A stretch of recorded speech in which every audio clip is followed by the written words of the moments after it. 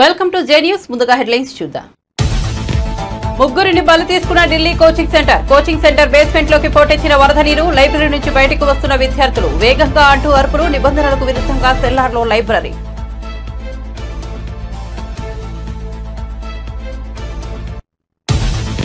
పదేళ్ల పాలనపై విరామం లేకుండా చర్చించేందుకు సిద్ధమన్న రేవంత్. విభజన బిల్లుపై పార్లమెంట్లో కేసీఆర్ ఏనాడు మాట్లాడలేదని సీఎం ధ్వజం. అక్రమంగా మహిళలపై కేసులు పెట్టిన పాపమే బీఆర్ఎస్ నేతలను వెంటాడుతోందని విమర్శ.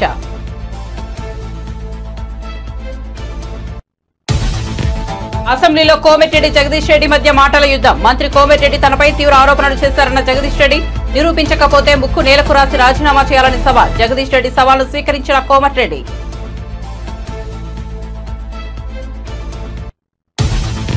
గన్నవరం నుంచి దేశంలోని 10 చోట్లకు విమానాలు. కేసీఆర్ చిన్న విడతకి సానుకూలంగా స్పందించిన కేంద్ర మంత్రి రామ్మోహన్ నాయుడు. గన్నవరం నుంచి వారణాసి, అహ్మదాబాద్ వంటి నగరాలకు విమానాలు. వీడియో సర్వే చేసిన రూట్లలో విమానాలు నడపాలన్న విజయవాడ ఎంపీ చిన్ని. ఏపీ రాజకీయాల్లో మరో సంచలనం. విజయమ్మతో టీడీపీ నేత జేసీ ప్రభాకర్ రెడ్డి భేటీ. హైదరాబాద్ లోని విజయమ్మ ఇంట్లో సమావేశం. ఆప్యాయంగా పలకరించుకున్న విజయమ్మ, ప్రభాకర్ రెడ్డి ఏం మాట్లాడుకున్నారన్న దానిపై సర్వత్రా ఉత్కంఠ. ప్రత్యేకంగా అభినందనలు తెలిపిన ప్రధాని. 0.1 పాయింట్ల తేడాతో రజతాన్ని కోల్పోయినా దేశం గర్వం పడేలా చేశామని ప్రశంసలు. మిగతా ఈవెంట్లలో కూడా రాణించాలని అభిలషించిన ప్రధాని మోదీ.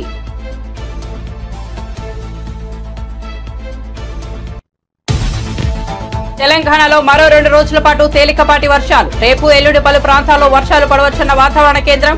3 రోజుల పాటు జిల్లాలో బలమైన గాలులు వీచే అవకాశం ఉందని వెల్లడి. గంటకు 30 నుంచి 40 కిలోమీటర్ల వేగంతో గాలులు ఉంటాయన్న వాతావరణ కేంద్రం. ఇక వార్త వివరాల్లోకి వెళ్తే ఆంధ్రప్రదేశ్ రాజకీయాల్లో మరో సంచలనం నమోదైంది. వైసీపీ అధినేత వైఎస్ జగన్, ఏపీ కాంగ్రెస్ అధ్యక్షులు వైఎస్ షర్మిల తల్లి విజయమ్మతో జేసీ బ్రదర్స్ లో ఒకరైన టీడీపీ సీనియర్ నేత ప్రభాకర్ రెడ్డి సమావేశమయ్యారు. హైదరాబాద్ లోని విజయమ్మ ఇంట్లో ఈ సమావేశం జరిగింది. విజయమ్మను ఆప్యాయంగా పలకరించిన జేసీ ఆమె యోగక్షేమాలు అడిగి తెలుసుకున్నారు. ఇద్దరు ఆప్యాయంగా మాట్లాడుకున్నట్లు బయటకు వచ్చిన ఫోటోలను బట్టి తెలుస్తోంది. విజయమ్మ, జేసీ కుటుంబం మధ్య బంధుత్వం కూడా ఉండటంతోనే ప్రభాకర్ రెడ్డి ఆమెను కలిసినట్టు చెబుతున్నారు. ఇద్దరు చాలాసేపు భేటీ అయినప్పటికీ వారి మధ్య ఏం చర్చకు వచ్చిందన్న విషయాలు ఏమాత్రం తెలియరాలేదు. విజయమ్మ ఆరోగ్యం బాగాలేదన్న సమాచారంతోనే ఆమెను పలకరించేందుకు వెళ్లారని ప్రభాకర్ రెడ్డి అనుచరులు చెబుతున్నారు. ప్రభాకర్ రెడ్డి కూడా ఈ విషయంపై మాట్లాడకపోవడంతో వారి మధ్య ఏం చర్చకు వచ్చిందన్న అంశం ఉత్కంఠ రేపుతోంది. బీఆర్ఎస్ 10 ఏళ్ల పాలనపై విరామం లేకుండా సభలో చర్చించేందుకు తాము సిద్ధంగా ఉన్నామని సీఎం రేవంత్ రెడ్డి సవాల్ విసిరారు. విద్యుత్ వధుపై చర్చ సందర్భంగా సీఎం మాట్లాడారు. రాష్ట్ర విభజన బిల్లుపై పార్లమెంట్లో కేసీఆర్ ఏనాడు పెదవి ఇప్పలేదని ధ్వజమెత్తారు. అక్రమంగా మహిళలపై కేసులు పెట్టిన పాపమే బీఆర్ఎస్ నేతలను వెంటాడుతోందని, అందుకే వారి ఆడబిడ్డలు జైలుకు వెళ్లాల్సి వచ్చిందని ఆరోపించారు. మీరు పదవుల కోసము పెదవులు మూసుకొని రాజశేఖర రెడ్డి మంత్రి పదవి ఇస్తే రాజశేఖర రెడ్డి దగ్గర ఊడిగం చేసింది మీరా మాకొచ్చి మా చిత్తశుద్ధిని ప్రశ్నించేది. తెలంగాణ బిల్లు వచ్చినప్పుడు ఇప్పుడు ఆ మాగంటి గోపి కూర్చున్న అక్కడనే నిలబడ్డ అధ్యక్ష. నేను 53 నిమిషాలు తెలంగాణ రాష్ట్రం ఎందుకు కావాలి, సమైక్య రాష్ట్రంలో ఉమ్మడి పరిపాలనలో జరిగిన అన్యాయం మీద నిటారుగా నిలబడి అక్కడి నుంచి నేను మాట్లాడిన అధ్యక్ష. పునర్విభజన చట్టం వచ్చినప్పుడు ఆయనగా పక్కలో కూర్చుని ఆయన ఏడున్నాడు ఆయన మాట్లాడింది కదా, తీయండి ఏం మాట్లాడిండు. నేను మాట్లాడింది తీయండి అధ్యక్ష. తెలుగుదేశంలో ఉన్న నేను తెలంగాణకు జరిగిన అన్యాయం మీద, ఎడారిగా మారి వలసలు పోతున్న పాలమూరు కష్టాల మీద, తట్ట పని, పార పని, మట్టి పని మీద నేను మాట్లాడిన అధ్యక్ష. వీళ్ళు మాట్లాడలే. నేను ఇవాళ సూటిగా సవాలు విసురుతున్న అధ్యక్ష. ఇవాళ మీ ఎదురుగా పార్లమెంట్లో రికార్డులు తీయండి. పాలమూరులో ఊరు లేకపోయినా, పార్లమెంటులో నోరు తెరవకపోయినా ఇవాళ తెలంగాణ తెచ్చినాను కేసీఆర్ గొప్పలు చెప్పుకుంటాడు. నేను ఈ ఉమ్మడి రాష్ట్రంలో, ఉమ్మడి ఆంధ్రప్రదేశ్ శాసనసభలో నేను ఎంత మాట్లాడిన తెలంగాణ మీద, సేమ్ సమయంలో పార్లమెంట్లో చంద్రశేఖరరావు నోరన్న దర్శిలో రికార్డులు తీయండి అధ్యక్ష. ఎవరో త్యాగం చేస్తే ఆ త్యాగాల పునాదుల మీద, ఆత్మ బలిదానాలు చేసుకున్న శవాల మీద అధికారంలోకి వచ్చిన వీళ్ళు ఈరోజు మమ్మల్ని అధ్యక్ష తప్పులు పట్టేది. ఒక జర్నలిస్టు గురించి మాట్లాడాడు. జర్నలిస్టు ఏదో పెడితే కేసు పెట్టిరని. ఆ జర్నలిస్టు ఒక టీవీ ఛానల్కు సీఈఓ. రాసియమంటే రాసియకపోతే ఎస్సీ ఎస్టీ కేసు పెట్టి అరెస్టు చేసి జైలు వేసి ఆ ఛానల్ గుంజుకున్నది వాళ్ళు అధ్యక్ష. ఆ ఛానల్ గుంజుకున్నది వాళ్ళు.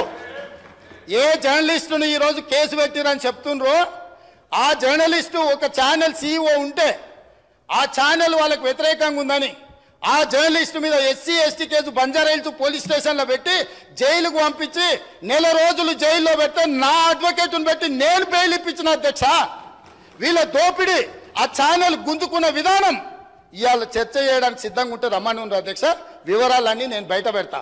మీరా ముసల్కన్నీరు గార్చేది ఏ జర్నలిస్టునైతే మీ మాట ఇంటలేదని ఆమె సొంతంగా కష్టపడి పెట్టుకున్న ఛానల్ గుంజుకోనికే SC ST కేసు పెట్టి ఆడపిల్లని జైలుకు తోలిన పాపం ఊరికే పోదు. అందుకే ఇవాళ మీ ఇంట్లో జైల్లోకి పోతున్నారు అధ్యక్ష. మంది ఆడబిడ్డలను జైలుకు తోలినందుకు ఆ నొప్పి తెలవడానికే మంది పిల్లలు జైల్లోకి పోతుంటే ఆడపిల్లలను కూడా కేసులు పెట్టి జైలుకు తోలినందుకు ఇవాళ ఆ రౌండ్ మీకు వచ్చింది అధ్యక్ష. ఊరికే రాలే, చేసిన పాపాలు ఊరికే పో అని పెద్దోళ్ళు చెప్పిండ్రు అధ్యక్ష. మమ్మల్ని అందరినీ జైలుకు తోలిండ్రు, రాజకీయ కక్షతో తోలలే. ఫామ్ హౌజులు కట్టుకున్నది మీరు, నియమాలు ఉల్లంఘించింది మీరు. వాటిని బయట పెట్టినందుకు జైల్లో పెట్టి డిటెన్షన్ సెల్లో పెట్టిన అధ్యక్ష. నన్ను 16 రోజులు ఒక్క మనిషి లేకుండా ISI తీవ్రవాదులను ఎక్కడ పెడతారో అట్లాంటి డిటెన్షన్ సెల్లో నన్ను 16 రోజులు పెట్టింది అధ్యక్ష చెర్లపల్లిలా. నేను భయపడలే, లొంగిపోలే, నిలబడి నిటారుగా కొట్లాడిన అధ్యక్ష. మీరు జైలుకు తోలితే భయపడటోళ్ళు ఎవరు లేడు. అబద్ధాలు చెప్పి ప్రజల్ని మభ్యపెడతారు. ఏపీలోని గన్నవరం నుంచి దేశంలోని వివిధ ప్రాంతాలకు విమాన సర్వీసులు నడపాలన్న విజయవాడ టీడీపీ ఎంపీ కేశినేని చిన్ని విజ్ఞప్తి పట్ల కేంద్ర పౌర విమానయాన శాఖ మంత్రి కింజరపు రామ్మోహన్ నాయుడు సానుకూలంగా స్పందించారు. గన్నవరం నుంచి వారణాసి, అహ్మదాబాద్, పూణే, కోల్కతా, బెంగళూరు వంటి నగరాలకు విమానాలు నడపాలని కేశినేని చిన్ని కోరారు. విజయవాడ నుంచి వారణాసి వయా వైజాగ్, విజయవాడ నుంచి కోల్కతా వయా విశాఖపట్నం, విజయవాడ నుంచి బెంగళూరు వయా హైదరాబాద్ లేదా కొచ్చి, విజయవాడ నుంచి అహ్మదాబాద్, విజయవాడ నుంచి పూణేలకు విమాన సర్వీసులు ప్రారంభించాలని విజ్ఞప్తి చేశారు. ఇండిగో సర్వే చేసిన ఈ మార్గాల్లో వెంటనే విమానాలు నడపాలని కోరారు. ఈ మేరకు కేంద్ర మంత్రి రామ్మోహన్ నాయుడుకు వినతిపత్రం అందించారు. ఈ వినతిపత్రాన్ని తప్పకుండా పరిశీలించి చర్యలు తీసుకుంటామని రామ్మోహన్ నాయుడు హామీ ఇచ్చారని కేశినేని చిన్ని సోషల్ మీడియా ద్వారా వెల్లడించారు.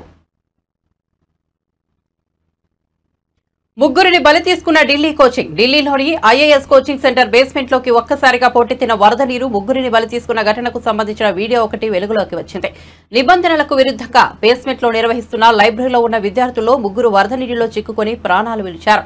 వీరిలో తెలంగాణలోని మంచిర్యాల జిల్లాకు చెందిన తానియా సోని కూడా వీరిలో ఉన్నారు. తాజాగా వెలుగులోకి వచ్చిన వీడియోలో వరద నీరు ఉధృతంగా బేస్మెంట్ లోకి దూసుకెళ్తోంది. దీంతో భయపడిన విద్యార్థులు బేస్మెంట్ నుంచి బయటకు వస్తూ త్వరగా కింద ఇంకా ఎవరైనా ఉన్నారా అనడం వీడియోలో వినిపిస్తోంది. 7 గంటల రెస్క్యూ ఆపరేషన్ తర్వాత తానియా సహా శ్రేయ యాదవ్, నవీన్ టెల్విన్ మృతదేహాలను వెలికితీశారు. బేస్మెంట్ నుంచి నీరు బయటకు వెళ్లే అవకాశం లేకపోవడమే ఈ ప్రమాదానికి కారణమని Delhi fire service chief Atul Garg తెలిపారు. భవనం నిర్మాణంలోనూ నిబంధనలు ఉల్లంఘించినట్లు తేలింది. ప్రస్తుతం లైబ్రరీగా ఉపయోగిస్తున్న బేస్మెంట్ ను స్టోర్ రూమ్ గా ఉపయోగించుకుంటామని అనుమతులు తీసుకుంటున్నట్లు ఢిల్లీ మున్సిపల్ కార్పొరేషన్ చెబుతోంది. అలాగే అగ్నిమాపక శాఖ నుంచి నో అబ్జెక్షన్ సర్టిఫికెట్ కూడా తీసుకోలేదని వెల్లడైంది. ఈ ఘటనపై కేసు నమోదు చేసుకున్న పోలీసులు రౌస్ స్టడీ సర్కిల్ యజమాని అభిషేక్ గుప్తా, కోఆర్డినేటర్ జైస్పాల్ సింగ్ ను అరెస్ట్ చేశారు. దీనిపై ఢిల్లీ ప్రభుత్వ న్యాయ విచారణకు ఆదేశించింది.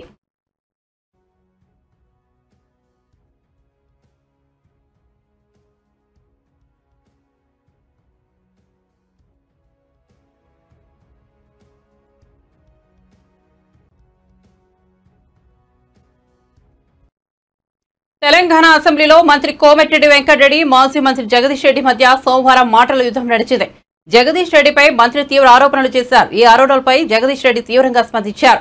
లిక్కర్ కేసులో ఉన్నానని, ఇంకేదో చేశానని కోమటిరెడ్డి తనపై తీవ్ర విమర్శలు చేశారని, వాటిని నిరూపిస్తే తాను దేనికైనా సిద్ధమన్నారు. కోమటిరెడ్డి మాట్లాడిన ప్రతి అక్షరం రికార్డుల నుంచి తొలగించాలని స్పీకర్ను కోరారు. కోమిరెడ్డి చేసిన ఆరోపణలో ఏ ఒక్కటి నిరూపించినా సభలో ముక్కు నేలకు రాసి రాజీనామా చేసి వెళ్లిపోతానన్నారు. తాను రాజీనామా చేశాక తిరిగి ఇక రాజకీయాల్లోకి రానని స్పష్టం చేశారు. తనపై చేసిన ఆరోపణలు నిరూపించకపోతే కోమిరెడ్డి ముఖ్యమంత్రి ముక్కు నేలకు రాయాలని సవాల్ విసిరారు. వారు రాజీనామా కూడా చేయాలన్నారు. సార్ ఒక్కటే నిమిషం నేను చెప్తాను. లేదు నేను ఛాలెంజ్ చేస్తా ఉన్నా. ఆయన చెప్పిన దాంట్లో ఆయన నన్ను గురించి ఏదైతే వ్యక్తిగతంగా మాట్లాడిండో, ఏదో తడిపారు చేసిందని, ఏదో లెక్కర్ కేసులో ఉన్నాని, అందులో ఒక్కటి రికార్డు చూపించినా నేను ఇదే సభలో ముక్కు నేలకు రాసి రాజీనామా చేసిపోతా, రాజకీయాలకు రాను. ఆయన ముఖ్యమంత్రి ఇద్దరు చేయాలి, ముక్కు నేలకు రాయాలి, రాజీనామా చేయాలి ఇద్దరు. ఒకటి నిరూపించకపోయినా నేను దానికి సిద్ధంగా ఉన్నా. మరొకసారి చెప్తున్నా, ఆయన మాట్లాడిన దాంట్లో ఒక్క దాంట్లోనైనా నిరూపించకపోతే ఆయన ముఖ్యమంత్రి, ఆయన ఇద్దరు ముక్కు నెలకు రాసి రాజీనామా చేసిపోవాలి రాజకీయాల నుంచి. నేను అడిగున్నా దీని మీద నిలబడాలి అధ్యక్ష, దీని మీద నిలబడాలని చెప్తా ఉన్నా. అయితేనేమో రికార్డు నుంచి తీసేయండి చెత్త మాటల్ని. లేదు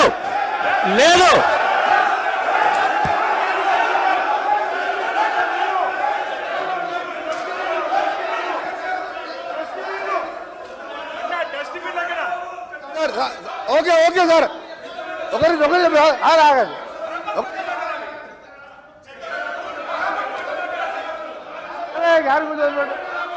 సార్ మా గౌరవ సభ్యుడు చెప్పినట్టు, నేను చెప్పిన మర్డర్ కేసులలో అతని పేరు 16.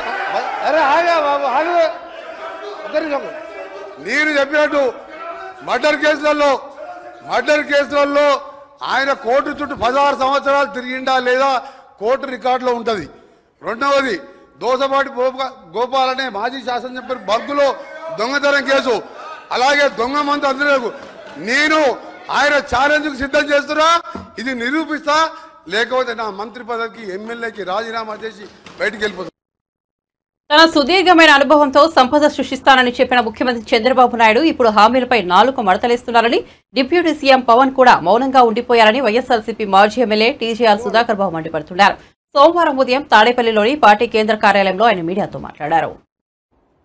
ఈ ఇచ్చిన సూపర్ 6 అమలు పరచలేరని వైఎస్ఆర్ కాంగ్రెస్ పార్టీ ఎన్నికల ముందు రాష్ట్ర ప్రజలకు చెప్తుంటే, అమలు పరిచి తీరుతాను నాది గ్యారంటీ అని చంద్రబాబు నాయుడు గారు, వారికి మద్దతుగా పవన్ కళ్యాణ్ గారు చెప్పారు. ఇప్పుడు అసెంబ్లీలో ఏం చెప్పారు? ఆ సూపర్ 6 చూస్తుంటే నాకు భయం వేస్తుంది అన్నాడు. ఎంత దారుణమైన స్టేట్మెంట్! ఒక 40 సంవత్సరాల పైచీలకు అనుభవం కలిగిన ఒక రాజకీయ సీనియర్ నాయకుడు ముఖ్యమంత్రి స్థానంలో కూర్చొని ఏ సూపర్ 6 చెప్పి మీరు అధికారంలోకి వచ్చారో, ఏ సూపర్ 6 అమలు పరుస్తాను నాది గ్యారంటీ అని మీరు మాటిచ్చారో, ఏ సూపర్ 6ను చూసి అమాయకులైన ఆంధ్ర రాష్ట్ర ప్రజలు మీకు ఓట్లేసి గెలిపించారో, ఆ సూపర్ 6 చూస్తే మీకు భయం వేస్తుంది అని మీరు స్టేట్మెంట్ ఇచ్చారంటే మిమ్మల్ని మేము ఏమనాలి? ఇప్పుడు నమ్మక ద్రోహం చేశారనాలా? ఏరు దాటాక తెప్పను తగలబెట్టిన సంధానంగా ఉంది మీ పరిపాలన అని చెప్పానాలా? మీ నాలుక మడతపడుతుందని చెప్పానాలా? లేదా సహజ సిద్ధంగానే ఎన్నికలకు ఒక చంద్రబాబు నాయుడు గారు, ఎన్నికలు అయిపోయిన తర్వాత ఇంకొక చంద్రబాబు నాయుడు గారు ఆటోమేటిక్ గా వస్తారని గత చరిత్రని పునరావృతం చేశారని మేము భావించాలని ఈ రోజున మేము అడుగుతున్నాం. జగన్మోహన్ రెడ్డి ఏమైనా తన జేబుల్లోంచి తెస్తున్నాడా? మేమిచ్చే కూడా ప్రజలకు మేమిచ్చే తీరుతాము, ఖచ్చితంగా అమలు పరిచి తీరుస్తాము. సంపదను సృష్టించే ఆలోచనలు నా దగ్గర చాలా ఉన్నాయి. సంపదను ఆంధ్ర రాష్ట్రానికి, రాష్ట్ర ఖజానాకు సంపద ఎలా సృష్టించాలో నా బుర్ర నిండా బొచ్చడన్ని ఆలోచనలు ఉన్నాయి, నాకు అనుభవం ఉంది. నేను నా ఆర్థిక నిపుణ్యాన్ని వారు చెప్పుకొని అధికారంలోకి వచ్చారు. ఇప్పుడు ఆ హామీలన్నీ గోవిందా, ఉచిత ఇసుక గోవిందా, తల్లి వందనం గోవిందా, ఖరీఫ్ సీజన్ మొదలైంది, రైతులకు ఇస్తానన్న రైతుల సాయం గోవిందా,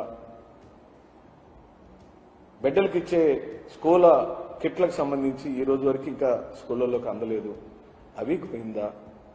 కానీ ఒకటి మాత్రం చంద్రబాబు నాయుడు గారు ఖచ్చితంగా ఇచ్చిన మాట ప్రకారం అమలు పరుస్తున్నారు. దాని పేరే రెడ్ బుక్.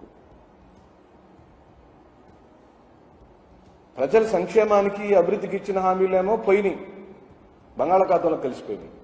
కానీ వారి కుమారుడు కనుక అమలు పరుస్తున్న ఏకైక ఖచ్చితమైన పథకం, ఈ ఆంధ్ర రాష్ట్రానికి దక్కిన బహుమతి ఏంది అని అంటే రెడ్ బుక్ రాజ్యాంగం. అది అమలు పరచడానికే వారు తెలుగుదేశం పార్టీ వారు, జనసేన పార్టీ వారు, బీజేపీ వారు అధికారంలోకి వచ్చారు. ఆ రెడ్ బుక్ రాజ్యాంగం ఏంటో తెలుసా మిత్రులారా? పక్కవాడిని కొట్టడం, పక్కవాడిని దౌర్జన్యంగా బజారుకి ఇడ్చడం, ఒక ఆర్మీ జవాన్ లాంటి ఉన్నతమైనటువంటి వ్యక్తుల యొక్క ఇళ్లను అన్యాయంగా కూల్చివేయటం, ఒక రాష్ట్ర పార్టీకి సంబంధించిన కేంద్ర కార్యాలయాన్ని తెల్లవారుజామున రాజ్యాంగానికి వ్యతిరేకంగా, కోర్టు తీర్పులకు వ్యతిరేకంగా కూల్చివేయటం, ఓ మాజీ ముఖ్యమంత్రి గారి యొక్క రక్షణని అవహేళనగా మాట్లాడటం, వారి ఇంటి చుట్టూరా అల్లరి మోకలను పంపించి అల్లరి చేయించటం, ప్రతిరోజు జగన్మోహన్ రెడ్డి గారి వ్యక్తిత్వ హననం చేయటం, జగన్మోహన్ రెడ్డి గారి మీదకి వారి చెల్లెల్ని ఉసిగొల్పడం, ఇలా జగన్మోహన్ రెడ్డి గారిని సింగిల్గా ఎదుర్కోవటానికి బీఆర్ఎస్ అధినేత కేసీఆర్ అసెంబ్లీకి ఎందుకు రావడం లేదో చెప్పాలని, సభకు రాని ఆయనకు ఇంకా ప్రతిపక్ష హోదా ఎందుకని కాంగ్రెస్ ఎమ్మెల్యే రాజగోపాల్ రెడ్డి ఆగ్రహం వ్యక్తం చేశారు. అసెంబ్లీలో ఆయన మాట్లాడుతూ వ్యాఖ్యలు చేశారు. 10 ఏళ్లు అధికారంలో ఉన్న బీఆర్ఎస్ నేడు ప్రెస్ మీట్లు పెట్టి ప్రభుత్వాన్ని విమర్శిస్తోందని మండిపడ్డారు. నష్టాల్లో కూరుకుపోయిన డిస్కంలను లాభాల్లోకి తీసుకొచ్చే ప్రయత్నాలు చేస్తున్న తమకు ప్రశంసించకపోగా తిరిగి నిందలు వేయడం సరికాదన్నారు. కరెంటు కష్టాలు లేకుండా కాపాడేందుకు ఆలోచన చేసిన విషయం అధ్యక్ష. అటువంటిది ఈరోజు అధ్యక్ష ప్రతిపక్షంలో ఉన్న నాయకులు, పెద్ద మనుషులు, ఇక్కడ నిర్ణయాలు తీసుకున్న పెద్ద మనిషి లేడు, హౌస్కు లీడర్ ఆఫ్ ద ఆపోజిషన్ అయితే లేడు. ముఖ్యమంత్రిగా నిర్ణయాలు తీసుకొని ఒక ఇంపార్టెంట్ సబ్జెక్టు మీద చర్చ నడిచినప్పుడు కనీసం లీడర్ ఆఫ్ ద ఆపోజిషన్ హౌస్లో ఉంటే ఆయన తీసుకున్న నిర్ణయం వల్ల జరిగిన నిర్వాహకం ఏ విధంగా జరిగింది, ప్రజలకు, వినియోగదారులకు, విద్యుత్ సంస్థలకు ఏ విధంగా నష్టం జరిగింది, ఈ నష్టాల ఊబిలోకి ఎందుకు నెట్టబయటపడ్డాయి ఈ విద్యుత్ సంస్థలు అనే విషయము మేము కొంచెం చెప్పుకునే అవకాశం, ఆయన వినే అవకాశం ఉండేది అధ్యక్ష. మన దురదృష్టవశాత్తు ఏంటంటే మీసా నాయకులు అంటారు మీ నాయకుడు రాలేదంటే మీ స్థాయికి ఆయన అవసరం లేదు, మేమే చాలని అంటుంటారు. అధ్యక్ష వీళ్ళ స్థాయి ఏందో 10 ఏళ్లలో కేసీఆర్ గారు ముఖ్యమంత్రిగా ఉన్నప్పుడు వీళ్ళ స్థాయి ఏంది, మంత్రులు, ఎంపీలు, అధికారుల మాట ఎవరైనా విన్నారా అధ్యక్ష?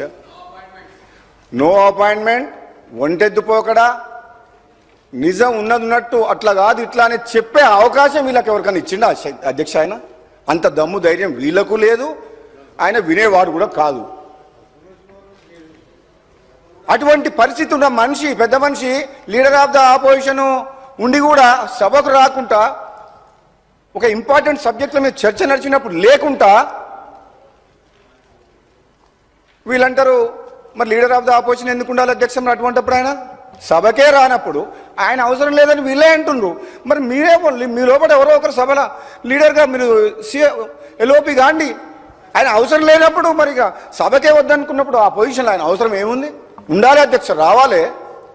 ఆయన చేసిన మంచి పనులుంటే ఈ కాంగ్రెస్ ప్రభుత్వం ఈరోజు రైతులు 2004లో ఆశీర్వదించినట్టు మళ్ళా 2023లో కూడా రైతులు నమ్మకంతో ఈ కాంగ్రెస్ పార్టీ మళ్ళీ అధికారంలోకి వస్తే మాకు మా ప్రయోజనాలు మమ్మల్ని కాపాడుతారన్న నమ్మకంతో ఈరోజు రైతులు మాకు అధికారం ఇచ్చింది. అంటే రైతులకు కాంగ్రెస్ పార్టీ ప్రభుత్వం మీద, కాంగ్రెస్ పార్టీ మీద, రాహుల్ గాంధీ నాయకత్వం మీద, సోనియా గాంధీ గారి నాయకత్వం మీద అంత నమ్మకం ఉంది అధ్యక్ష.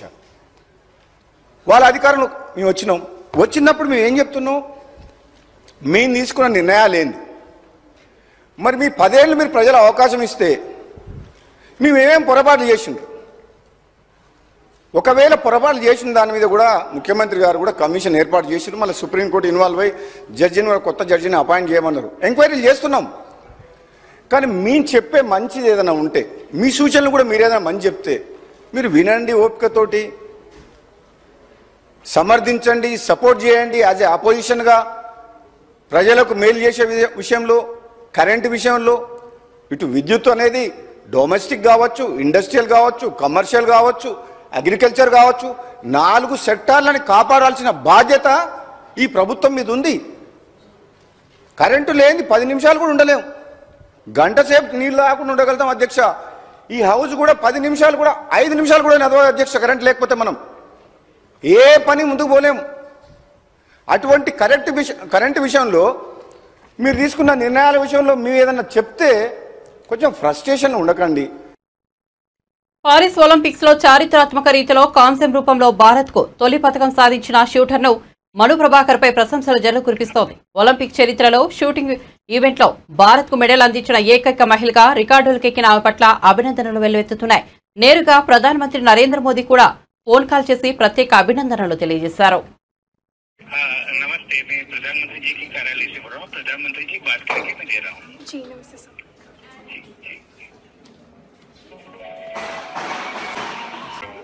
हेलो नमस्ते सर. मनु नमस्ते, खूब अभिनंदन, आपको बहुत बहुत बधाई। बहुत बहुत शुक्रिया सर, आप कैसे हैं? मैं बहुत बढ़िया से, आप तो ये तुम्हारी सफलता का खबर सुनने के बाद और उत्साह और आनंद में हूँ। जी, अच्छा कर रहे हैं हमारे खिलाड़ी यहाँ पे अभी। आप स्वयं को वैसे .1 से आप सिल्वर आपका रह गया, जी, लेकिन उसके बावजूद भी आपने देश का नाम रोशन किया। आपको 2 प्रकार की क्रेडिट मिल रही है। एक तो आप कहाँ से पदक लाई, लेकिन भारत की पहली महिला है जो इस खेल में मेडल लेके आई हो। जी सर, हाँ जी, शुक्रिया सर। मेरी तरफ से बहुत बहुत बधाई है। देखिए, टोक्यो ओलंपिक्स में राइफल ने तेरे साथ दगा कर दिया। हाँ जी, लेकिन इस बार तुमने सारी कमियों को पूरा कर दिया। बिल्कुल सर, अभी और भी मैचेस हैं आगे, तो उनमें भी उम्मीद रहेगी कि अच्छा करूँ मैं। मुझे पक्का विश्वास है आगे की मैचेस भी बहुत अच्छा करोगी आप, क्योंकि ये बिगिनिंग इतना अच्छा है, उसके कारण तुम्हारा उत्साह भी बढ़ेगा, आत्मविश्वास भी बढ़ेगा। जी सर, देश बिल्कुल, को भी उसका लाभ होगा। बिल्कुल सर। बाकी सब साथी एकदम प्रसन्न है, व्यवस्थाएं ठीक है सर वहाँ? सब बहुत खुश हैं सर, और अभी नमस्ते भी कह रहे हैं आपको।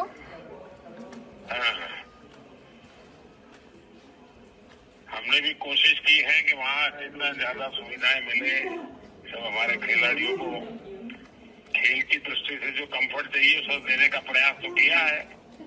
अच्छा सर, अभी तो सब कुछ है हमारे पास, तो सारे प्रयास सफल रहे आपके, मुझे लगता है सब इजी है। आप लोगों की मेहनत रंग लाने वाली है। बिल्कुल बिल्कुल। चलिए, घर पे बात हुई है रामकृष्ण जी से? अभी तो नहीं हुई सर, शाम को घर जाके करूँगी, जब रूम पे जाएंगे तब बात होगी घर पे। हाँ जी, हमारे पापा को बहुत खुशी होगी क्योंकि उन्होंने तुम्हें बहुत प्रोत्साहित किया है। बिल्कुल, माँ भी और पिताजी भी और भाई भी। जी, चलिए, मेरी तरफ से बहुत बहुत आशीर्वाद है। बहुत बहुत शुक्रिया सर।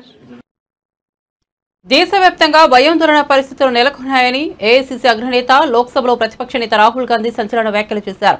లోక్సభలో రాహుల్ గాంధీ బడ్జెట్పై ప్రసంగించారు. కురుక్షేత్రంలో అభిమన్యుడిని బంధించి చంపారు. పద్మవిహార్ లాంటి కమలం పార్టీ రూపంలో దేశంలో అధికారంలో ఉందని వ్యాఖ్యానించారు. కాబట్టే రైతులు, కార్మికులు భయపడుతున్నారు. వారే కాదు, దేశంలోని అన్ని వర్గాలను బీజేపీ భయపడుతోందని వ్యాఖ్యానించారు.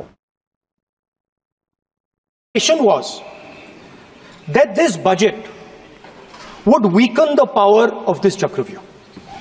That this budget would help the farmers of this country, would help the youth of this country, would help the laborers, the small businesses of this country.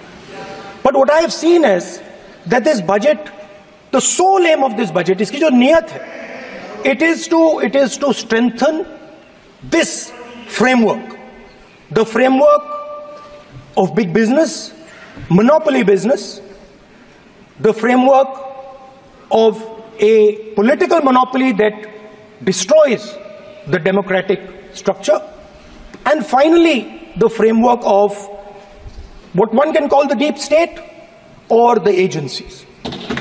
And the result of this has been the first पहला काम इस चक्रव्यूह ने क्या किया, जो हिंदुस्तान को रोजगार देते हैं, स्मॉल एंड मीडियम बिजनेसेस हैं, जो करोड़ों युवाओं को रोजगार देते थे, उन पर इस चक्रव्यूह ने आक्रमण किया। कैसे किया?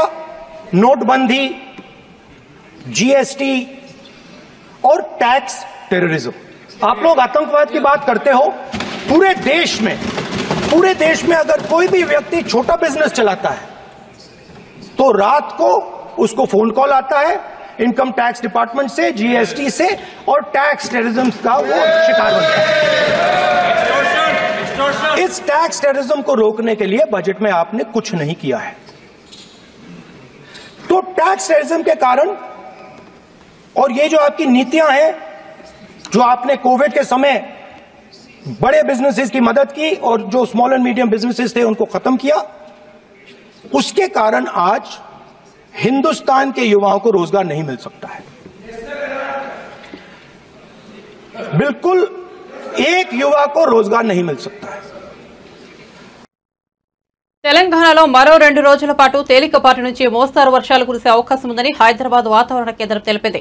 రేపు ఎల్లుండి రాష్ట్రంలోని పలు ప్రాంతాల్లో వర్షాలు పడవచ్చునని తెలిపింది. ఈ రోజు నుంచి 3 రోజుల పాటు రాష్ట్రంలోని అన్ని జిల్లాల్లో పలు చోట్ల బలమైన గాలులు వీచే అవకాశం ఉందని వెల్లడించింది. 30 నుంచి 40 కిలోమీటర్ల వేగంతో గాలులు ఉండవచ్చునని తెలిపింది.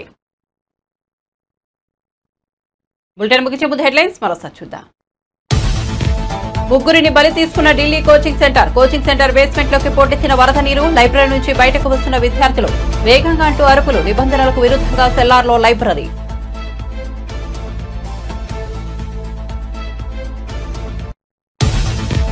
పదేళ్ల పాలనపై విరామం లేకుండా చర్చించేందుకు సిద్ధమైన రేవంత్, విభజన బిల్లుపై పార్లమెంట్లో కేసీఆర్ ఏనాడు మాట్లాడలేదని సీఎం ధ్వజం. అక్రమంగా మహిళలపై కేసులు పెట్టిన పాపమే బీఆర్ఎస్ నేతలను వెంటాడుతోందని విమర్శ.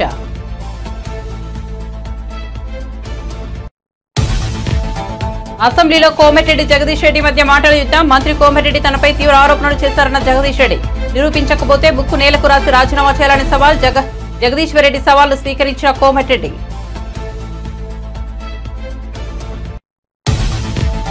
గన్నవరం నుంచి దేశంలోని పలు చోట్లకు విమానాలు. కేసీఆర్ చిన్ని విడతకి సానుకూలంగా స్పందించిన కేంద్ర మంత్రి రామ్మోహన్ నాయుడు.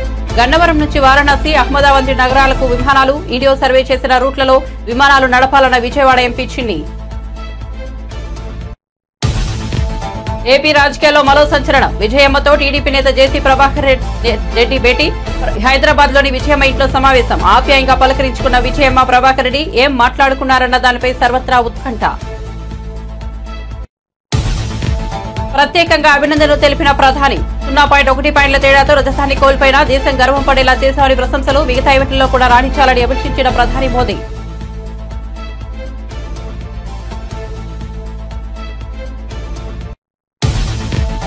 తెలంగాణలో మరో 2-3 రోజుల పాటు తేలికపాటి వర్షాలు. రేపు ఎల్లుండి పలు ప్రాంతాల్లో వర్షాలు పడవచ్చునన్న వాతావరణ కేంద్రం. 3 రోజుల పాటు జిల్లాలో బలమైన గాలులు వీచే అవకాశం ఉందని వెల్లడి. గంటకు 30 నుంచి 40 కిలోమీటర్ల వేగంతో గాలులు ఉంటాయన్న వాతావరణ కేంద్రం.